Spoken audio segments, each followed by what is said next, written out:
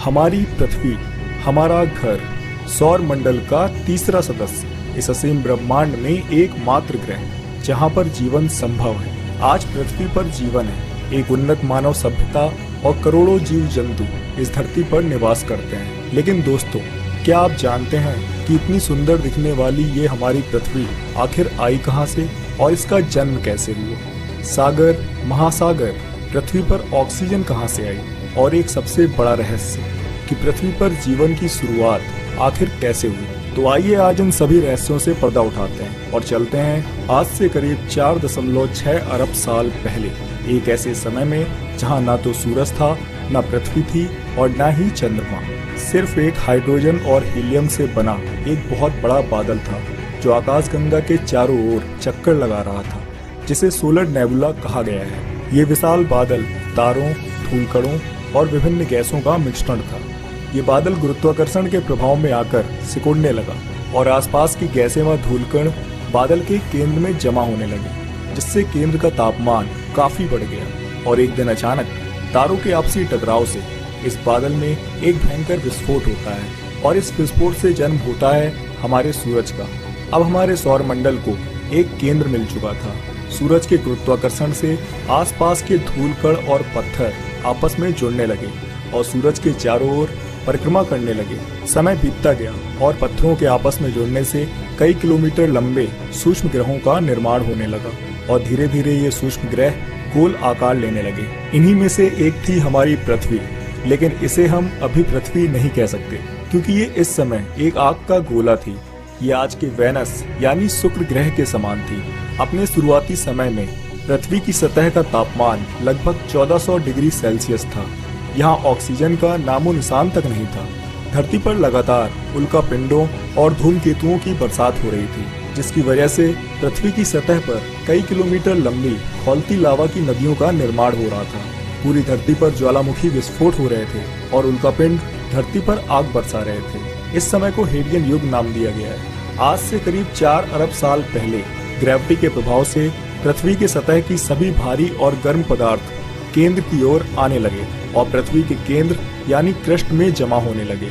इससे पृथ्वी की सतह धीरे धीरे ठंडी होने लगी और ज्वालामुखी से निकलने वाली विभिन्न प्रकार की गैसें हमारे वायुमंडल का निर्माण करने लगी। ऐसा माना जाता है कि इस समय पानी धूमकेतुओं के साथ जमी हुई बर्फ के रूप में पृथ्वी पर आया था।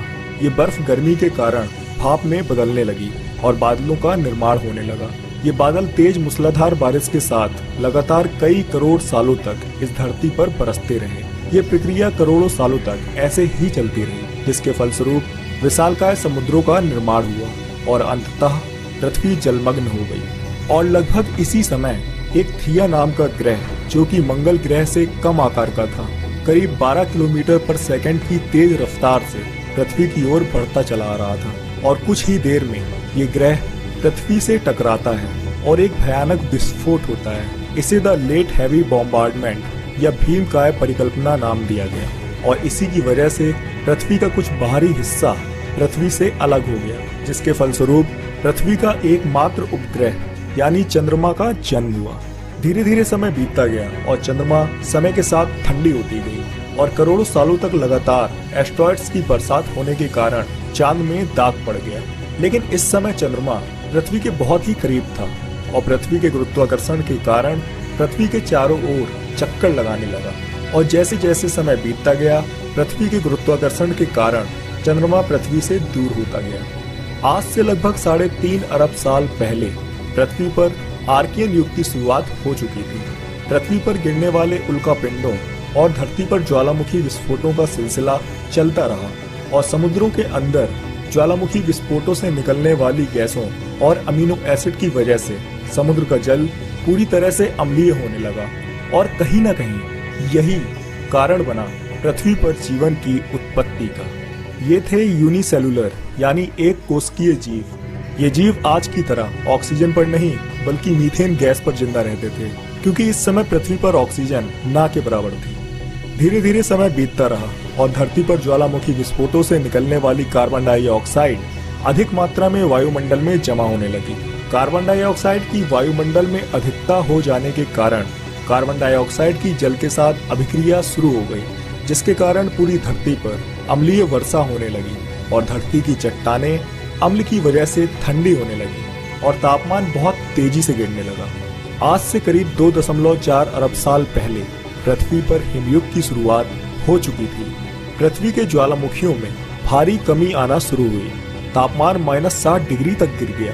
तापमान की इस भारी गिरावट के कारण हमारी पृथ्वी लगभग 2.5 करोड़ सालों के लिए बर्फ के एक गोले में तब्दील हो गई।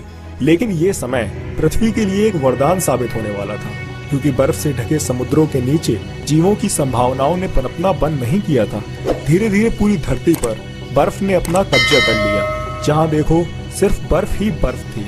समय बीतता रहा और समय के साथ पूरी धरती बर्फ से ढक गई।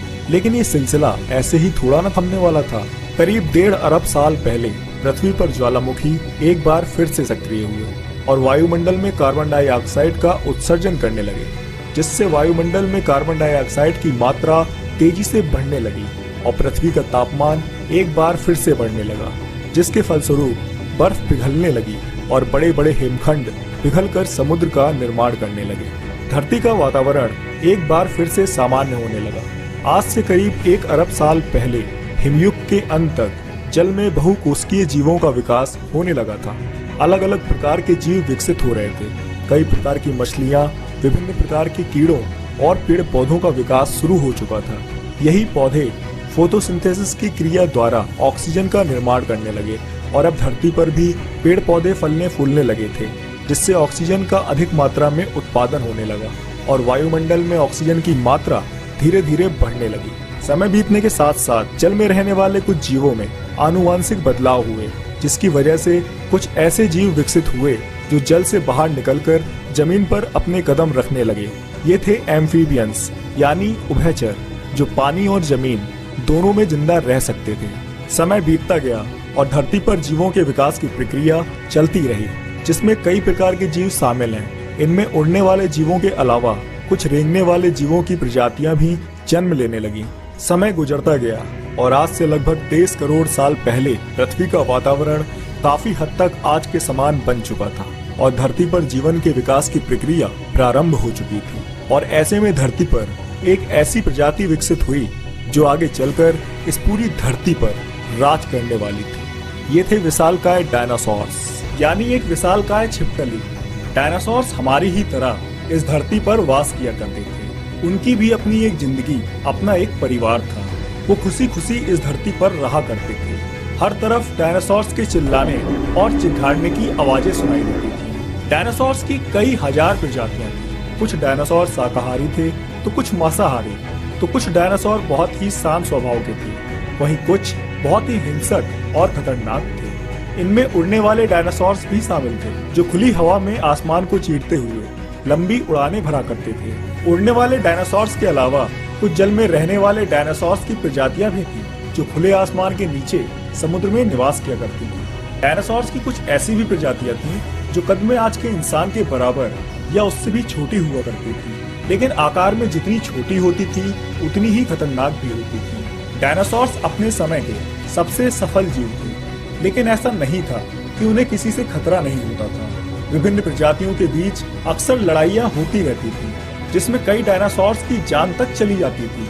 इसलिए ज्यादातर डायनासोर्स अपने समूह में रहा करते थे। इन्हें जंगल के बड़े जहरीले मच्छरों से जान का खतरा भी रहता था, क्योंकि इन मच्छरों के जहर से इनकी मौत तक हो जाती थी। डायनासोर्स में मादा डायनासोर घोंसले बनाकर पक्षियों की तरह अंडे दिया करती थी और अपने बच्चों को उड़ने की तालीम सिखाया करती थी।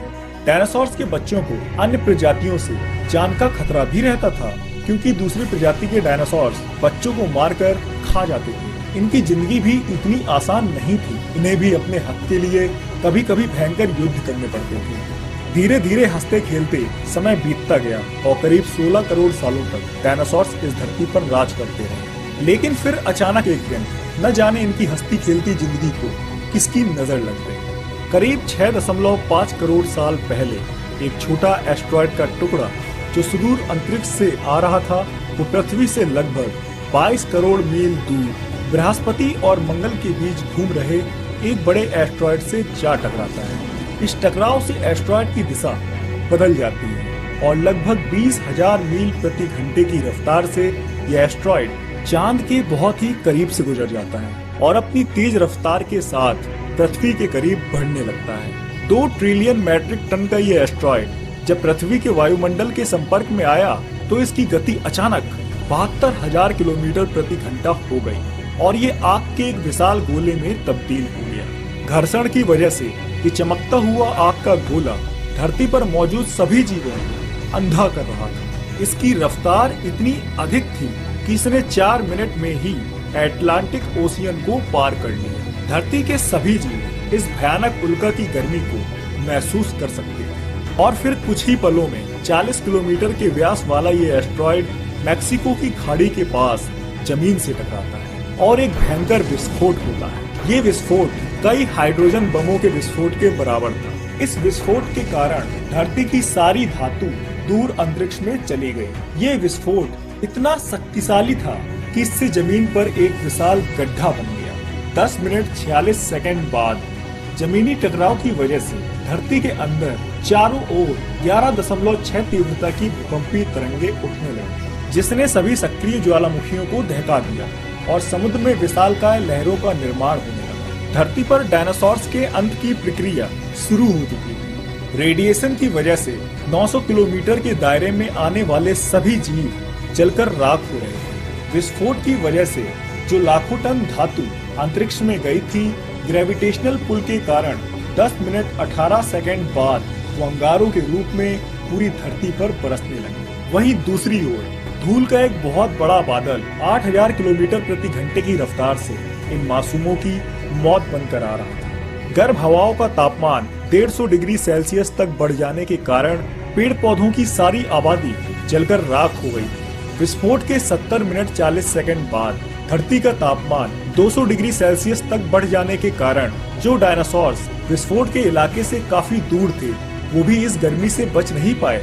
इस महाविनाश में धरती के कुल 75% आबादी पूरी तरह से जलकर खत्म हो चुकी थी और जो 25% जीव इस महाविनाश में बच गए थे, उनमें से भी सिर्फ वही जीव जिंदा रह सके जिनका वजन 25 किलोग्राम से कम था, क्योंकि इस महाप्रलय में लाखों की संख्या में जीव मारे जा चुके थे और पेड़ पौधों की सारी आबादी भी जलकर खाक हो चुकी थी, जिसके चलते महाविनाश में बचे हुए जीवों को भरपूर मात्रा में खाना पीना ना मिल सका। लेकिन ये महाप्रलय एक नई प्रजाति के लिए फायदेमंद साबित हुई।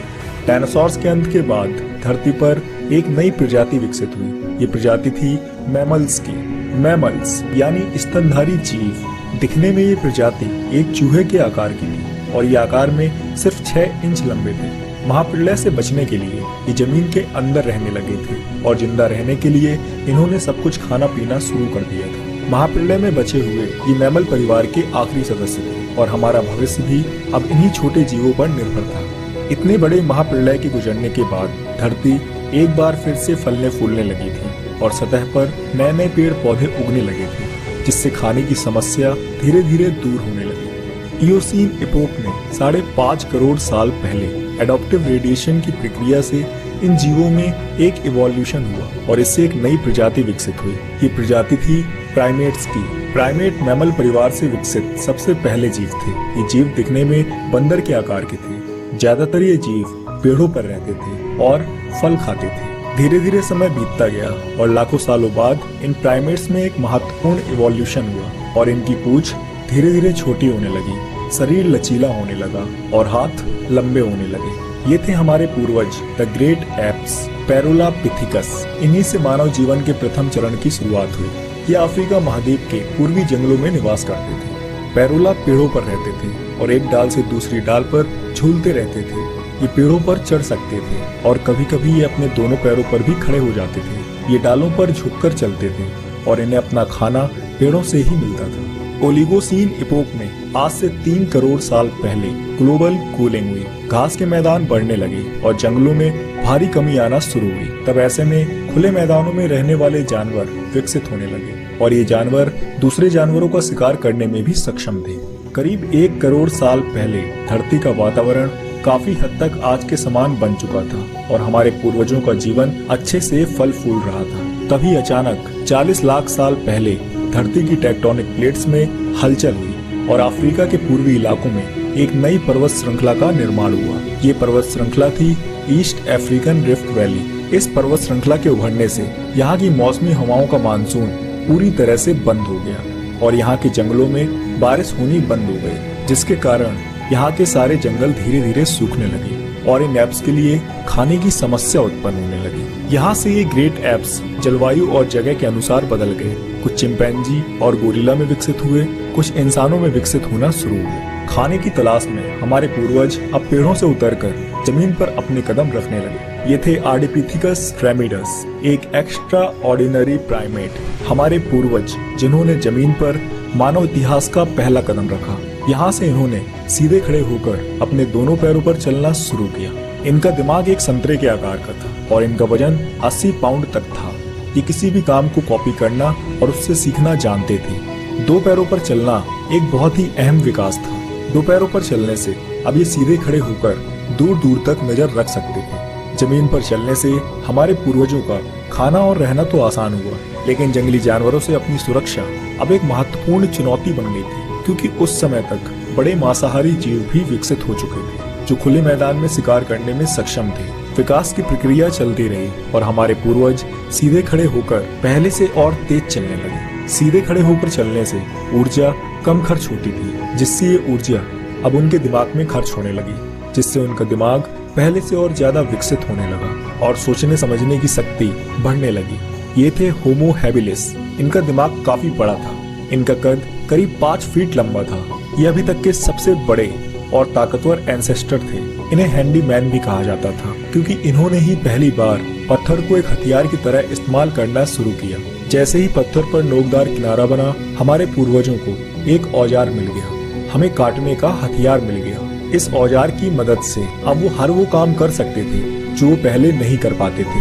पत्थर के इस्तेमाल ने हाथों और उंगलियों को मजबूती दी। समय बीतने के साथ साथ हमारे पूर्वजों की रीढ़ की हड्डी पूरी तरह सीधी हो गई और जबड़ा आगे की ओर उभर गया। ये थे होमो इरेक्टस, भूखे, चालाक और ताकतवर शिकारी। इन्होंने ही सबसे पहले जानवरों का शिकार करना शुरू किया और समूह में शिकार करने लगे। ये लकड़ी के बने औजारों का इस्तेमाल करते थे। शिकार करने के लिए इन्हें तेज दौड़ना पड़ता था, जिससे इनका शरीर और भी लचीला और फुर्तीला हो गया और इनकी मसल्स और भी ज्यादा ताकतवर हो गई। इन्हें फायरमैन भी कहा जाता है, क्योंकि इन्होंने ही पहली बार आग का इस्तेमाल करना सीखा। आग की खोज मानव इतिहास की सबसे बड़ी खोज थी। ये आग इन्हें ठंडी, गर्मी, अंधेरों और जंगली जानवरों से सुरक्षा देती थी। प्रकृति की शक्ति अब हमारे हाथों में थी, जिससे हमारे पूर्वजों ने मांस को पकाना सीखा। खाना समूह में पकने लगा, जिसके कारण अब परिवार भी बनने लगे थे। मांस को पकाकर खाने से खाने को चबाने में और उसे पचाने में ऊर्जा कम खर्च होने लगी, जिससे हमारे दांत और भी छोटे और दिमाग और भी बड़ा होने लगा। यहाँ से हमारे जीवन का स्तर बढ़ा और कुछ कुछ जीवन आज की ही तरह चलने लगा। सालों के विकास क्रम के बाद आवाज की जो नली हमारे पूर्वजों में गले के ऊपर थी, अब वो नीचे खिसकने लगी थी, जिससे अब हम तरह तरह की जटिल आवाजें निकाल सकते थे। यहाँ से पहली बार कोई संदेश एक इंसान से दूसरे इंसान तक पहुँचना शुरू हुआ। हमने बोलना शुरू कर दिया, एक दूसरे से आवाजों में बात करने लगे। यहीं से मानव जीवन का विकास प्रारंभ हुआ। आज से करीब 1.5 लाख साल पहले धरती पर बड़े और विशालकाय जीव भी विकसित हो रहे थे। इन्हें मैमोथ्स कहा जाता था। ये हाथियों की ही एक विशाल प्रजाति थी।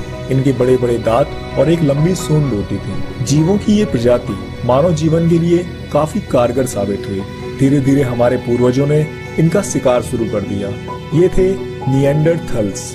निएंडरथल्स हमारे पूर्वजों में सबसे उच्च स्तर की प्रजाति थी। इनके पास एक तेज हथियार और एक शातिर दिमाग था। ये जंगली जानवरों का शिकार करना और उनसे अपना बचाव करना जानते थे। इन जीवों का शिकार करके ये अपने लिए भोजन का प्रबंध करते थे और इनकी खाल से वस्त्र बनाकर पहनते थे। निएंडरथल्स अफ्रीका के पूर्वी मध्य इलाकों में गुफाओं में रहते थे। ये हर खतरे से अपनी सुरक्षा करना जानते थे। इन्होंने ही सबसे पहले धार्मिक परंपराओं की शुरुआत की और मनुष्य की मृत्यु के बाद अंतिम संस्कार की प्रथा प्रारंभ की। समय बीतने के साथ साथ धरती की टेक्टोनिक प्लेट्स में लगातार बदलाव होने शुरू हुए, जिससे धरती के 2 बड़े महाद्वीप एक दूसरे के पास आने लगे, जिससे हमारे देश भारत का निर्माण हुआ, जो एशिया महाद्वीप की ओर तेजी से बढ़ रहा था। इन दोनों प्लेटों के आपस में टकराने से हिमालय जैसी विशाल पर्वतमालाओं का निर्माण हुआ। इन्हीं में से एक थी माउंट एवरेस्ट, जिसे आज हम जानते हैं दुनिया की सबसे ऊंची चोटी के नाम से। इन पर्वतमालाओं के उखड़ने से मौसम का पैटर्न बदलने लगा और इनसे गिरने वाला बर्फ गंगा यमुना जैसी नदियों का निर्माण करने लगा। आज से 1 लाख साल पहले आज के इंसान ने अपना रूप ले लिया था। ये थे होमो सैपियंस यानी हम। इनका विकास भी अफ्रीका में ही हुआ था, लेकिन ये कुछ घुमक्कड़ प्रवृत्ति के थे। अब ये कहीं भी आ जा सकते थे, एक दूसरे से बात कर सकते थे, अपने हथियार बना सकते थे, आग को काबू कर सकते थे और अपनी जिंदगी को और विकसित और बेहतर बना सकते थे। महाद्वीपों के खिसकने से अफ्रीका और यूरेशिया जुड़ गए और इनसे बनी एक बहुत बड़ी जमीन एफ्रो यूरेशिया। अब इंसान अफ्रीका से निकलकर यूरोप की ओर बढ़ने लगे। धीरे धीरे हम पूरे यूरोप में फैल गए और हमने पहिए का आविष्कार किया।